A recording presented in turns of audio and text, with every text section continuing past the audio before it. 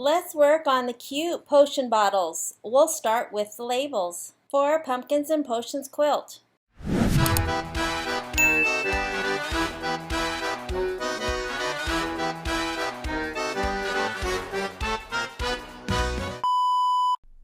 Let's work on the potion bottle labels on page 40, 43, and 46. I will do all of the labels in one hooping. Here is label 1 and label 3 that I cut on the ScanNCut. Label 2 will be placed the traditional way and does not have an SVG to cut out since this will be raw edge applique. All of the pieces have been backed with fusible interfacing. Let's get started. Before the bottles can be stitched out, the labels have to be completely finished. I will put all 3 labels into one hooping. I need to bring all 3 labels into my software. My hoop is a 7x12 as that's the last hoop that I used, and that is the size that I'll be using for this design. I will open my folder and I will go to the embroidery files folder. I need to find all 3 labels. I will drag and drop each of the labels into the hoop. Now I need to select all 3 labels so that I can rotate them and fit them into the hoop.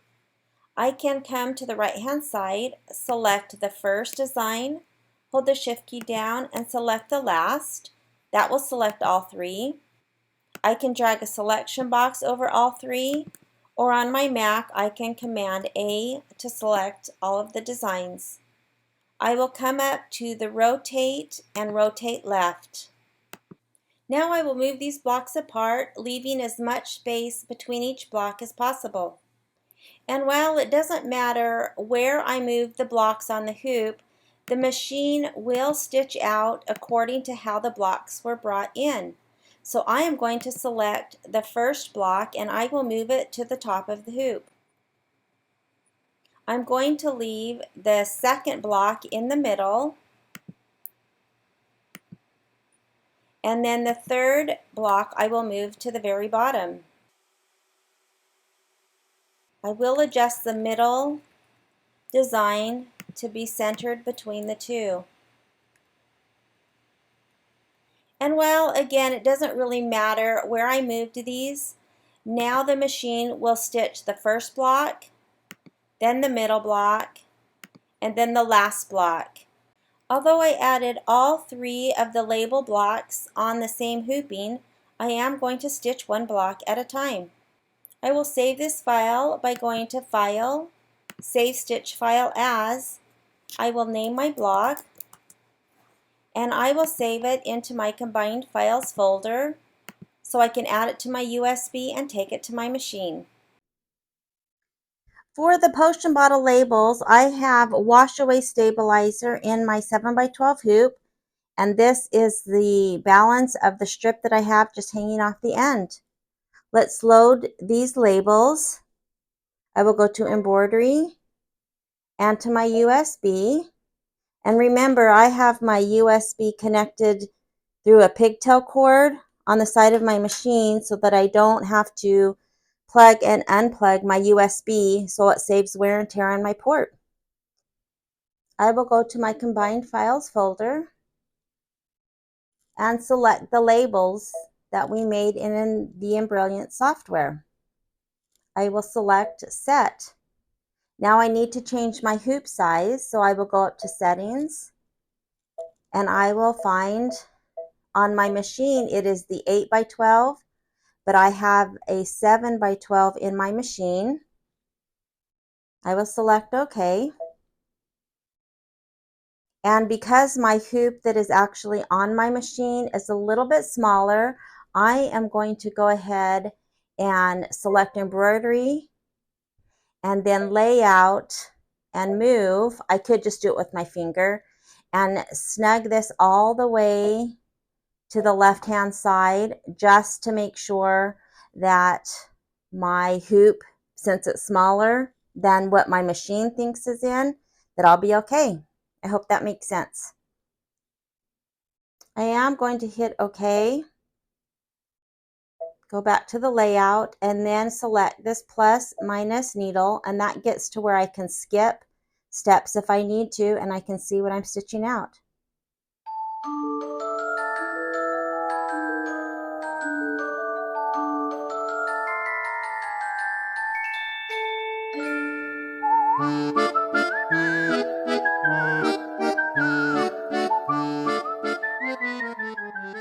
I wanted to mention something about the clear vinyl. Remember, I don't cut my embellishments to size, so I have the smaller of the two pieces of clear vinyl.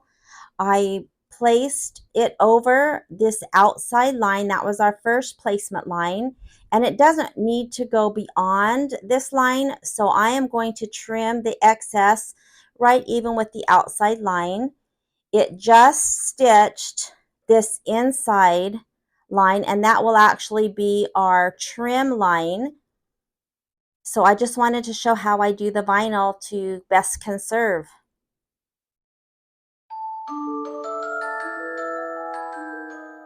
I'm ready to place the label that I cut with the ScanNCut, and remember, I forgot to enlarge this by one click, and so it fits just right over. It's the exact same size as that line.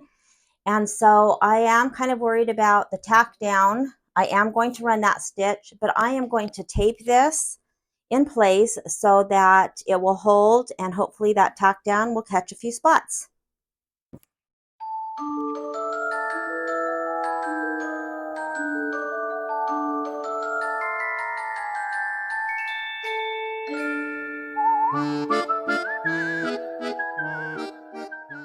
I ran the tack down, and you can see that it did catch in a few spots. There is this top half that didn't, and again, that's why I like to make it slightly bigger when I use the ScanNCut.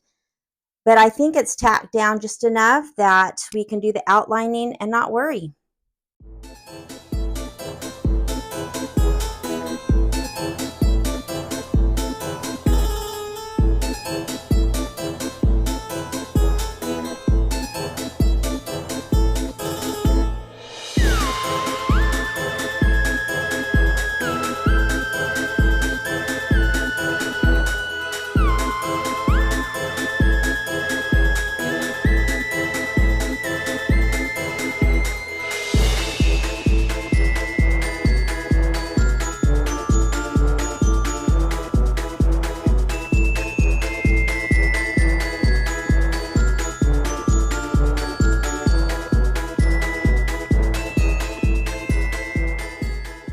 Here is the second placement line for our second label.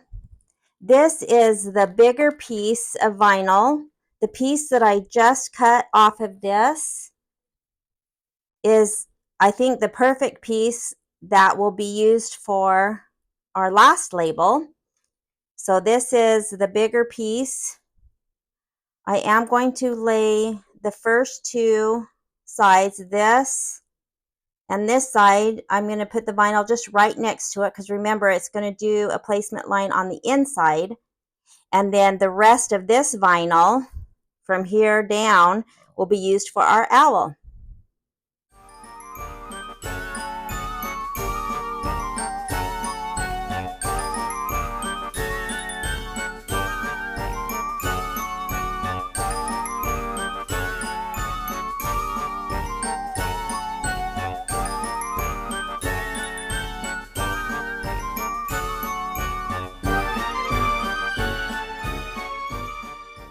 After this applique piece has the detailed stitching, the directions say to go ahead and take it out and trim as desired. And that means not super close to the line, because this is what's called a raw edge applique, and there won't be any more stitches that will enclose the raw edge.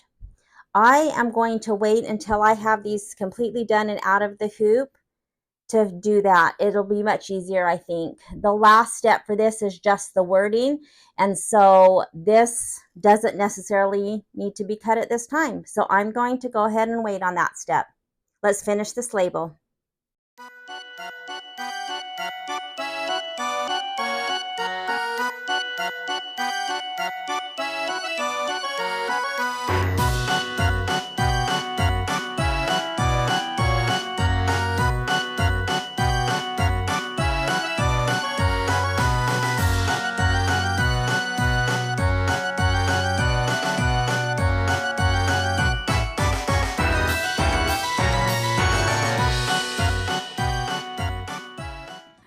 sure if you can see, but my thread came unthreaded right when it started, and then I didn't go back to the beginning because with the vinyl you can see the perforations. I'm not sure you can see on my camera, but I can see exactly where to place my label.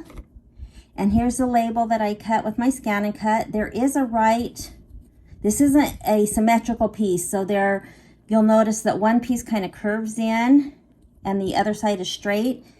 The curve is on this side, so just make sure to place it. I think, going to tape this. Again, I didn't enlarge this, and so I'm hoping that some of this will catch before we do the outline.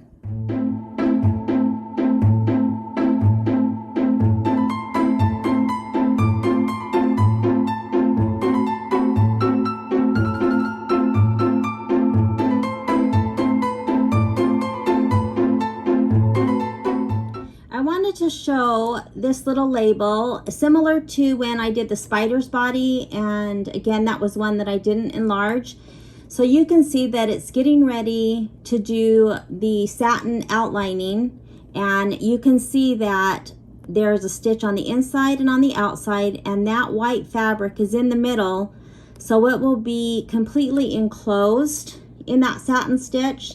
So again, it's not that I have to make them bigger with the ScanNCut, it just helps with the tack down. The next step is adding some detail stitching around that black satin stitch that we just did on the label, and the directions say to change the speed to the low. So I'm going to change mine to 350, which is the lowest my machine will go. Then we will move it back up to normal speed when we are done with this step. Select OK.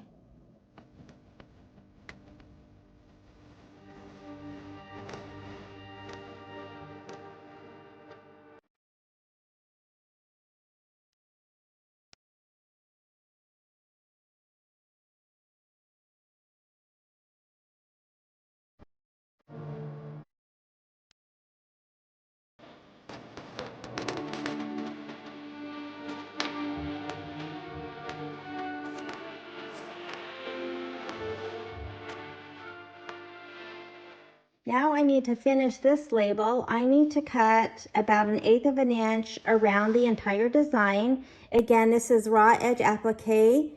And then I will cut these to size, which will be the inside of the two lines. So the outside line was our placement line to place our vinyl, and then the inside line will be our trim line for all 3 labels. And then we will have all 3 labels ready to go and we can start our cute potion bottles.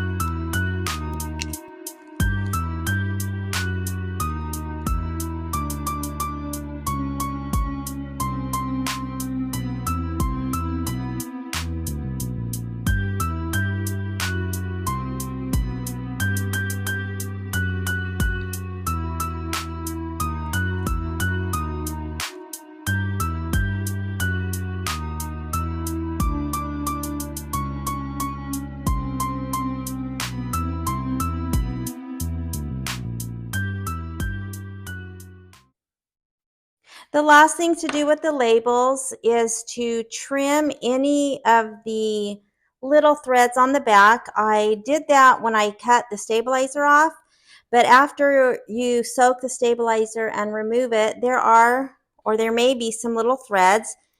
You don't have to cut all the ones on the back. You just want to make sure anything is cut that might stick out underneath, because once you place this and sew it on the bottle, you won't be able to fix that. So I will go through and trim any little threads, and then I will wipe off this vinyl and clean it up a little bit and get a little bit of that residue off. Then these are ready to go.